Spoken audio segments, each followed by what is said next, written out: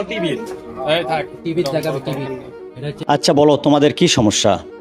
উনি আমার husband, so আমাকে ডাকা হয়েছিল ওনার সঙ্গে হচ্ছে সম্পর্ক করার জন্য, তো আমি আসছি। তারপর উনি আমার সাথে মানে ঝামেলা, তারপরে আর কি এই সব লোকজন জড়ো হয়। আচ্ছা বিয়ে হয়েছিল কতদিন আগে? বিয়ে হয়েছিল বা আপনার 5 বছর আগে। তোমাদের কি বাচ্চা হয়েছে? ছেলে বাচ্চা আছে, বয়স আপনার 3.5 বছর মতো। পরে কি দুইজনের মাঝে কি ডিভোর্স হয়েছে? দিবস ওই ও দিছিল, কিন্তু কোর্টে মামলা আছে, ও দিছিল, কিন্তু আমি এখন মামলা কে করছিল? মামলা আমি করছিলাম। মানে ওই তোমাকে ডিভোর্স দেওয়ার কারণে মামলা করছো, তাই না? তারপরে এটা কি divorce যৌতুকের? না, এমনিতে নারী শিশু নারী নির্যাতন। শিশু নির্যাতন। তারপর আবার কি আমি হচ্ছে ডিভোর্স মানে কোনো সিগনেচার দেইনি, আর আমার দাবি পূরণ তা আজকে তোমরা মহাস্থান কেন দুইজন আবার একত্রিত? করতে আছি। মানে উনি কি হবে? উনি ডাকছে সে কথা। হ্যাঁ, উনি ডাকছিল, আমি দেখা করতে আসছি। আসার পর আবার কি রুম ঠিক করার কথা বললো, আবার আমার সাথে সম্পর্ক করার কথা, হ্যান ত্যান কন্ডম, মানে যাবতীয় যা করা লাগে। এলে মিথ্যা কথা বলার দরকার নেই। দাঁড়াও, এই তো। আমি কই এলে মিথ্যা কথা বলেন না। আচ্ছা এগুলো সব সত্যি কথা। মিথ্যে তুমি তাহলে এখানে কেন দুইজন? আর ফারজানার সাথে সম্পর্ক, মানে আমার একটা ফ্রেন্ড, সো আমার বান্ধবী হয়, তার সাথে সম্পর্ক, তার সাথে একটা বাচ্চা আছে, মানে তার একটা বাচ্চা আছে, ছেলে বাচ্চা, তার ছেলে বাচ্চার বয়স 3 বছর, তার সাথে থাকে ঢাকায়, তার সাথে সম্পর্ক, শারীরিক সম্পর্ক করছে, জানেন? শারীরিক সম্পর্ক করছে। তাহলে এত কিছু জানার পরে তুমি এখানে আসলে? আমার একটা ছোট বাচ্চা আছে, আমি সংসার করতে চাই, মানে ইনি আবার নতুন করে নতুন করে আমি সংসার করতে চাই, আমার একটা ছোট বাচ্চা আছে, আমার বাচ্চার জন্য আমি সবকিছু। এখন কি হয়েছে? ও কি এখন কোর্টে যা হবে হবে, কেস তো চলেছে, কেস তো আটকে নেই। তাহলে আজকে কেন ডাকছো? আমি ডাকিনি ভাই। ডাকুনি মানে তুমি এখানে কেন? তোমার কাছে তো ওই ডকুমেন্ট কিসের জন্য না, ওই এখানে আছে, তুমি কেন এখানে? ওই মহাস্থানে আছে, তুমি কেন? ওই আছে না আছে আমি তো জানি না ওই কিভাবে আছে এই। আমি চাই যে মানে বিয়ে হওয়ার পর আমার মামলা- তুই যে তুই কেমনি জানবি? না না তুই যে মহাস্থানে আমার তুই কেমনি পাগলা জানবি? পাশে, আমরা পাগলা। তুই না ডাকলে আসে। খালি মধু খাই খালি মানে সরে যাওয়া।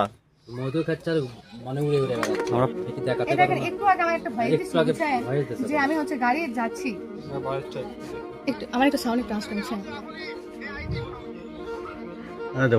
আইসি এটা ওরই ভয়েস। আইসি মোটা। তুমি দিছিলা। তো আজকে যে ওই মেয়েটা এখানে আছে, ওই মেয়ের কাছে তো আমরা যে প্রমাণগুলো দেখলাম, যে তোমার হচ্ছে কল রেকর্ড, মানে ভয়েস আছে, ভয়েস দেখালো, তারপরে এসএমএস দেখালো, এগুলা কি তাহলে? ওগুলা ফ্যাকাইটি করে করছে আমার সাথে। তাহলে মানে একাই ডুবো যায়। অকল্পনীয় ভাবে তোমরা দুইজন একই জায়গাতে আজকে চলে আসছো, মহাস্থান মাজারের উপর দুইজনে একই জায়গাতে এসে দেখা হলো কাকতালীয় ভাবে। আর সেটা আবার লোক, এলাকার লোকজনেরা হচ্ছে তোমাদেরকে আটকালো। এখানে তোমাদের এলাকার লোকজন কি কেউ তোমাদেরকে চিনে, কোনো কিছু জানে? বলো যে তোমাকে যে এই এলাকার লোকজনেরা কেউ চিনে, না কেউ চিনে না। তাহলে কিভাবে তোমাকে আটকালো? এদের মনে হয় যে করছে। কি করছে? আর উনার আত্মীয় স্বজনের বাড়ি কি এখানে কারো কি আত্মীয় স্বজনের বাড়ি আছে তোমার জানা মতে? না আমার জানা মতো নেই, ও থাকতেও পারে বলো না। উনার সঙ্গে কতদিন তুমি সংসার করছো? তো 4 বছর 4 বছর সংসার করছো। উনার আত্মীয় স্বজন কোথায় কি, এগুলো তোমার জানা উচিত ছিল। সবই জানে, নাটক করে।